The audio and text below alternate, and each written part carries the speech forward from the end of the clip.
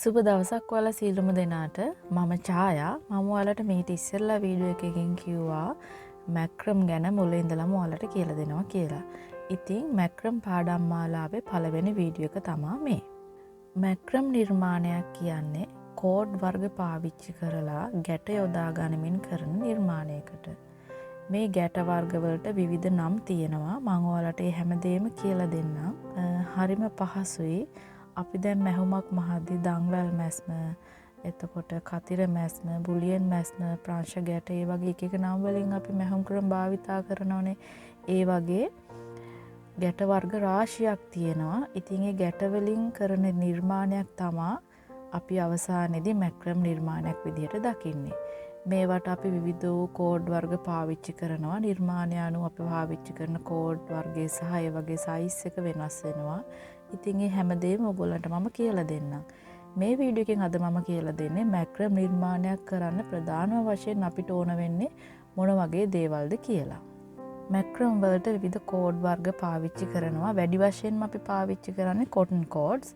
එතකොට පොලියස්ටර් වලින් කරන නිර්මාණات තියෙනවා. මම ඔයාලට පෙන්නන්නේ වැඩිපුරම අපි පාවිච්චි කරන කෝඩ් වර්ග දෙක. මේවට අපි කියන්නේ රෝප්ස් කියලා.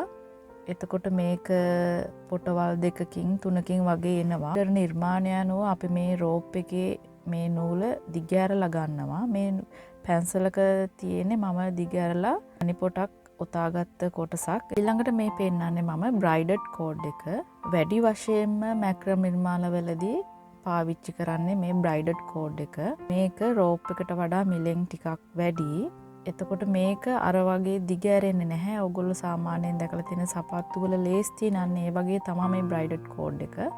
බ්‍රයිඩඩ් කෝඩ් එකෙන් කරන නිර්මාණ බොහෝම නීට් එකට අපිට පේනවා ඒක ඉවර කරපුවාම. එතකොට මීට අමතරව අපි වැඩිපුරම පාවිච්චි කරන්නේ පොලියස්ටර් කෝඩ්. එතකොට අපි සාමාන්‍ය නිර්මාණයක් කරද්දී එක එක සයිස් වල කෝඩ් පාවිච්චි කරනවා. ඒ වගේනුත් මිලිමීටර් 3 වගේ කෝඩ් තමයි වැඩිපුරම පාවිච්චි කරන්නේ. ඔයගොල්ලන්ට එක එක සයිස් වලින් මේවා මිලදී ගන්න පුළුවන්. මැක්‍රම නිර්මාණ කරද්දී අනිවාර්යයෙන්ම අපිට ආධාරකයක් අවශ්‍ය වෙනවා. අපි කරන නිර්මාණය අනුව අපිට අවශ්‍ය වෙන ආධාරකය වෙනස් වෙනවා. මේ තියෙන බෝඩ් එකක්. ගොඩක් වෙලාවට අපි නිර්මාණ කරද්දී මේ බෝඩ් එකට මේ වගේ මෙහෙම ක්ලිප් එකක් තියලා මේකේ නූල තද කරලා රඳව ගන්නවා. ඊට පස්සේ අපිට පුළුවන් නිර්මාණය කරන්න.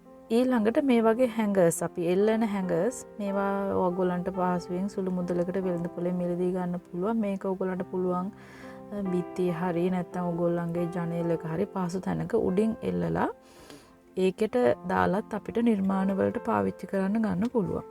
ඊළඟට මේ වගේ බාර් රැක් තියෙනවා. නැත්නම් මේ වගේ බාර් එකක් දෙපැත්තෙන් ලණු දෙකකින් එල්ලලා ඔයගොල්ලන්ට උස තැනකින් එල්ලලා පාවිච්චි කරන්නත් පුළුවන්. ඊළඟට අපිට අවශ්‍ය වෙන තව දෙයක් තමයි මැක්‍රමි පනාව. මේ මැක්‍රමි කෝම්බ් එක ඔයගොල්ලන්ට වෙළඳ පොලේ මිලදී ගන්න පුළුවන්. නමුත් හැමතැනම නම් මේක මිලදී ගන්න බෑ. ඔයගොල්ලන්ට මේක මිලදී ගන්න අපහසු නම් සාමාන්‍ය හීනි දැති තියෙන පනාවක්, සාමාන්‍ය කොණ්ඩේ පීරන දැති පනාවක් පාවිච්චි කරන්නත් පුළුවන්. මේක අපිට අවශ්‍ය වෙන්නේ මේ වගේ ලීෆ් ඔයාලා දැකලා ඇති මැක්‍රමි ලීෆ්. මේ වගේ ලීෆ් හදද්දී අපි ගන්න රෝප් එක දිගෑරලා අරගෙන ඒක පීර ගන්න තමයි මේ පනාව පාවිච්චි කරන්නේ. ගොඩක් නිර්මාණවලදී අපිට මේ වගේ රෝප් එක දිගෑරලා මේ වගේ පීර ගන්න අවශ්‍ය වෙන තැන් එනවා. ඒකට අපිට මේ පනාව ප්‍රයෝජනවත්. බ්‍රයිඩඩ් කෝඩ් එක මේකෙන් පීරන්න බෑ. රෝප් එක විතරයි මේකට පාවිච්චි කරන්න පුළුවන්. මැක්‍රම නිර්මාණ කරද්දී අවශ්‍ය වෙන අනිවාර්ය දෙයක් තමයි මේ වගේ ටේප් එකක්. අපි ගන්න හැම කෝඩ් එකම මැනලා සටහන් කරගෙන අපි ගන්නෙ. හිතෙන දිගවල් වලින් අපි කෝඩ් ගන්නෙ නැහැ. අපි කර නිර්මාණය කරන්න ඉස්සෙල්ලා අපි මුලින්ම තීරණය කරගෙන මේ වගේ දිගවල් වලින් අපිට ඕනේ කියලා තමයි අපි නිර්මාණය කරන්න පටන් ගන්නෙ. ඉතින් ඒකට අපිට අනිවාර්යයෙන්ම ටේප් එකක් අවශ්‍ය වෙනවා. ගොතන කටුවක් අවශ්‍ය වෙනවා. මේක නම් අනිවාර්ය නැහැ. සමහර නිර්මාණ කරද්දී අපිට කෝඩ් එක අස්සෙන් එහා පැත්තෙන් දාලා මේ පැත්තෙන් ගන්න වගේ වෙලාවල් එනවා. ඒ වගේ වෙලාවට ගොතන කටුවක් තියෙනවා නම් පහසුයි. මේක අනිවාර්ය දෙයක් නෙමෙයි. ඊළඟට කතුරක් ඒක නම් අනිවාර්යයි. මේ වගේ ඇල්පෙනිති අපිට අවශ්‍ය වෙනවා. මේ වගේ පර්ල් එකක් තියෙන මහන්න ගන්න මැහුම් වලට ගන්න ඇල්පෙනිති සෙට් එකක් අනිවාර්යයෙන්ම තියාගන්න. ඊළඟට අවශ්‍ය වෙනවා ගම්. ගම් ගැන විශේෂයෙන්ම කියන්න ඕන. හැම ගම් එකම අපිට මැක්‍රම වලදී පාවිච්චි කරන්න බෑ. අපිට පාවිච්චි කරන්න පුළුවන් මෙන්න මේ ගම් එක. මේකේ මේ නම සඳහන් වෙනවා. මේ ගම් වර්ගය තමයි ගන්න පුළුවන්.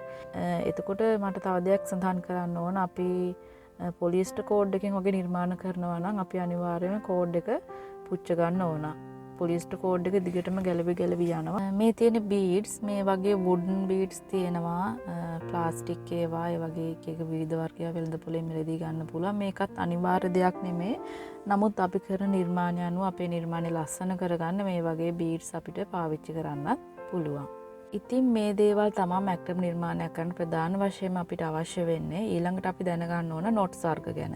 බේසික්ම නොට්ස් වර්ග කීපයක් තියෙනවා. ඊළඟට මම ඔයාලට ඒ නොට්ස් ටික කියලා දෙන්නම්. නොට්ස් ටික අපිට දැනගත්තාම අපිට ඕනම මැක්‍රම් නිර්මාණයක් කරන්න පුළුවන්. ඉතින් තවත් වීඩියෝ එකකින් හම්බ වෙනකල් අදට මම ගිහිල්ලා එන්නම්. ඔබට සුබ දවසක්.